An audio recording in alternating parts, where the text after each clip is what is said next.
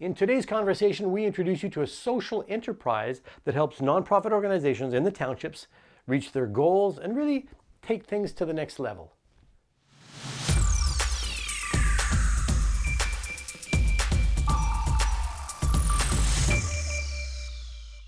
Hello again, my name is Ed Humphrey, and this is a new episode of About Townshippers. And this is a web series that highlights the organizations and the individuals that work with and for the English-speaking communities of the outstanding eastern townships of Quebec.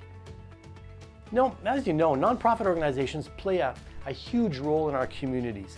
They provide services that range from parenting and employment workshops to mental health and literacy support. They put on nutrition workshops, they provide healthcare services, and really they provide a long list of really important services. And ESPACE IDÉES is a dynamic social enterprise that works with nonprofit organizations, and we have a lot of them here in the townships. And they provide these organizations with ideas and solutions to communications and philanthropy. And I recently had a chance to sit down with Marie-Claude Gratton, who is the founder and the director of ESPACE IDÉES. And among other things, we talked about their services and their vision for the nonprofit sector here in the townships. Here's our conversation. Well, good morning, Marie-Claude, and welcome to About Townshippers. Hi, Ed. Thanks for having me. Oh, my pleasure. Now, Marie-Claude, ESPACE IDÉES does a lot of work, not to say, the majority of its work with nonprofits in the townships. Now, I'm curious, how did the organization take that direction instead of, working with kind of everyday for-profit businesses? Well, the way it all started is I've actually been working in the sector for more than 20 years in Alberta, and then I moved out to Quebec in the townships. And when I worked for a nonprofit here, based on my previous experience, I thought there were a lot of services that were missing here in the region. And so after several years, I felt like I had sort of arrived there in my career and ready for the challenge, and decided that I could do that. So I decided to work exclusively, not just with nonprofit organizations, but with smaller nonprofit organizations for different reasons, and to try and offer some of those services that I thought were missing and could have been useful. Okay, well that's a perfect lead into our next question. So what kind of services do you guys offer to these nonprofits? So basically, ESPACE IDÉES, we work with, like I said, with smaller nonprofit organizations, and we help them find solutions in philanthropy and communications. And we do that through two branches, one being consulting and one is training. So that can touch, it's everything from governance, from how to do funding proposals, how to develop a philanthropic culture, how to do newsletters, how to find the right funders. So we cover a wide range of topics, but again, we focus on the smaller nonprofits, because what usually happens is, unlike the bigger nonprofits who have staff dedicated exclusively to communications and philanthropy, smaller nonprofits never have that. It's usually part of the executive director's job or the board of directors or volunteers. And, it's hard for them. They just don't have the time. They're focused on the mission, which they should be. So we're there to help them find those solutions and help them out. Oh, it's kind of like new entrepreneurs. I mean, they're chef, bottle washer, salesperson. They do the data entry. So I guess it's kind of similar with the nonprofits, right? We seem to wear a lot of hats. Yeah, that's so true. And that's such a good example, because I myself, ESPACE IDÉES, even though I work with nonprofits, it still is an individual enterprise.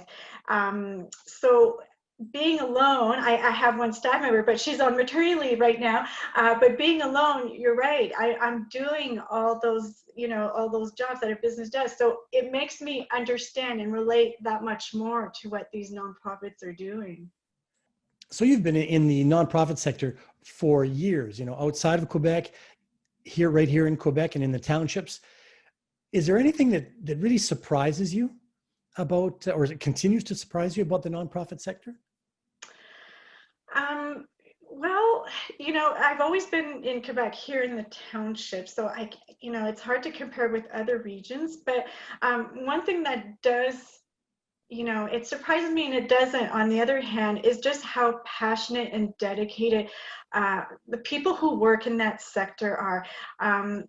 It's, they're ready to go above and beyond. And I saw so many examples of that, especially during the pandemic, with so many office, not just, the nonprofit sector, but for profit as well. But if we focus on the nonprofit sector, so many offices had to close down. They had to slow down with some of the services they were offering or stop them altogether.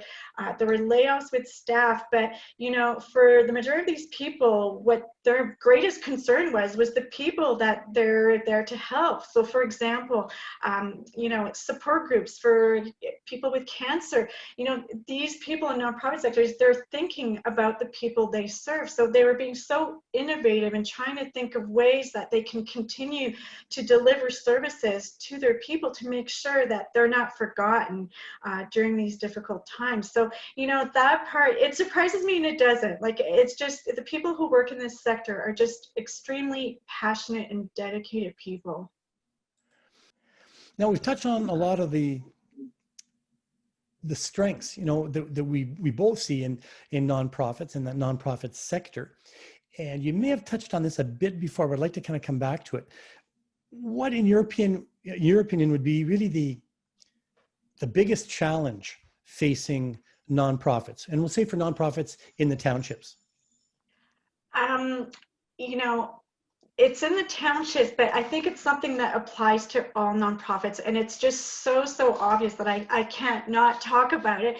But it would be the biggest challenge, I would say, is technology related. For over a decade now, we see nonprofits are having to make that switch, having to adopt some of these new ways of doing things and technologies, I should say. And now it's even more obvious since we've hit this pandemic. So whether we're talking about things like having an up-to-date website, using social media and being extremely active on social media, using online giving platforms, having the right databases to store information. So it's all these things that, like I said, for over a decade, it's been a need, but now it's even more so. And unfortunately, I'm not, with smaller nonprofits, I understand, it's sometimes for budget reasons, staff reasons, they can be a little bit slower to get on board with some of these. But I think we're at the point now where we don't have a choice, that we really, really have to adopt some of these. We're in a kind of a new paradigm. Absolutely, yeah. It's I'm into this, as you are perhaps as well. I'm into my 6 months of telecommuting, working from my home office, and it's every day is a new challenge and a new learning opportunity. So I certainly see your point. One of the other challenges I noticed in the nonprofit sector is really related to the whole scandal that we saw with the We Charity. And unfortunately, I think that's going to taint a little bit of people's perspective and perceptions of the nonprofit sector. So I think organizations, nonprofits, are going to have to do a really, really good job about being transparent and communicating really effectively and doing their storytelling and really reassuring people how donations were used and what were the impacts of those donations. Because I think people are going to start questioning more and more. And we're especially seeing younger generations now who it's not good enough to just make a donation and that's the end of it. Younger generations are actually expecting nonprofit organizations to communicate the impact of donations. What are they doing with those donations? So I think nonprofits are really, really going to have to start doing a really good job of that and doing it on a regular basis. What would you say, Marie-Claude, to someone or to the director or perhaps the board of a small nonprofit that may be needing some help or some support, the type of support that ESPACE IDÉES offers? What would you say to them, to those that may be on the fence and kind of humming and hawing? hmm You know, I get it, because I've been in organizations and worked with board of directors, so I know how tough it is because they do have that job of being transparent and making sure there's good use of funds, especially when these are coming from grants and from donors, etc. But, at the same time, I think what's really important is that, in order to take an organization to a different level, sometimes a little bit of risk taking is necessary. And those are calculated risks. And yes, they involve some form of an investment, but that investment will always come back. And whether it's through more funding, whether it's through getting the visibility out there, raising awareness for the cause, whether it's creating procedures and processes and structures in place to help the nonprofit be more effective and efficient. So it always comes back, even though, it is an investment, it's well worth it. Because like I said, I've been involved in nonprofits for a long time, and there's always stuff that we can improve on. Absolutely. As for the team, for the board, it's always the learning curve. I think is always there. Yeah, and so I think that applies to training as well and taking courses or webinars and things like that. Sometimes, it's just to validate ideas or just to step outside the box or see different ways of doing things, and it can generate different ideas. So, sometimes it doesn't take much. Sometimes it's just something really small, but that can really start creating something big for the organization.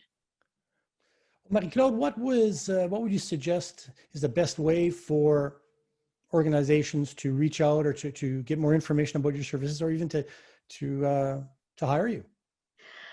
There's lots of ways. If they want more information, one of the first places I would send everybody is on the website. So it's www.espaceidées.ca. They can also go on our Facebook page for the latest of what's happening. They can call us at 450-305-0350. They can email me at Marie-Claude at espaceidées.ca. Or they can simply subscribe to our newsletter, and they're always going to see what's new, what's coming up in terms of training, and get useful tricks, etc. Marie-Claude Gratton, you are the founder and the director of ESPACE IDÉES, and you've been really kind to give me a bit of your time today. Well, thank you. Same with you. I'm glad to be here, and anytime I can get the message out and meet more organizations and be of help and assistance to them, that's what I'm there for. That's what I'm passionate about, and I'm always looking for new people. Well, great. Once again, thanks for being here, and hopefully we'll talk to you again in the near future. Thanks, Ed. Take care. Take care. If you work for a small nonprofit organization that's looking for solutions in philanthropy and communications, well, please contact Marie-Claude Gratton at ESPACE IDÉES. And I'd like to thank you for spending a bit of your time with us today. And if you enjoy this very humble web series, well, please click on that like button and on the share button. And you can, of course, subscribe to the Townshippers Association's YouTube channel. My name is Ed Humphrey, and we'll be back next week with another episode of About Townshippers. Take care.